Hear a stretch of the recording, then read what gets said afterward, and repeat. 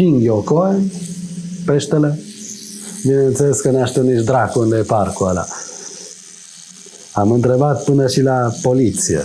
Nici aia n-au știut. Ei, la un moment dat, l-a întrebat pe un alt japonez, tot un tip uscățiv cu bicicleta, care îi răspunde, Domeda, Korea, King Yokoen janai, King Ryu Koen da, Kochi. Which means, ceea ce înseamnă, ăsta nu-i Goldfish Park, e parcul Dragonul de Aur și e acolo, în față. Am ajuns în parc, era toată mafia cu tatuajele. Și am făcut niște poze, am fost deja foarte beat. Și la un moment dat l-am văzut pe Horikazu, care îi recunoscusem în față dintr-o carte sau magazin sau ceva. Nu știu unde îl văzusem, dar îi văzusem undeva fața. Și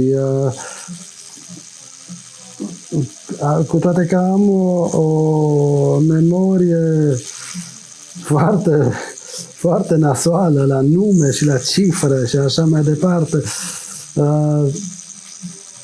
pot să mă bazez pe memoria vizuală. L-am recunoscut și m-am dus la Horikazu și l-am întrebat cu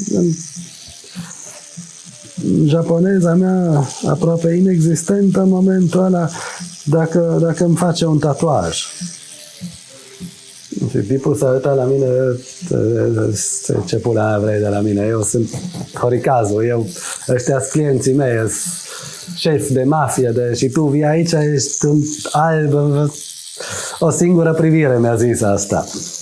La care vine Shun, japonez, tatuatorul japonez, și începe să explice că eu sunt aici antrenament, arte marțiale, ucideshi.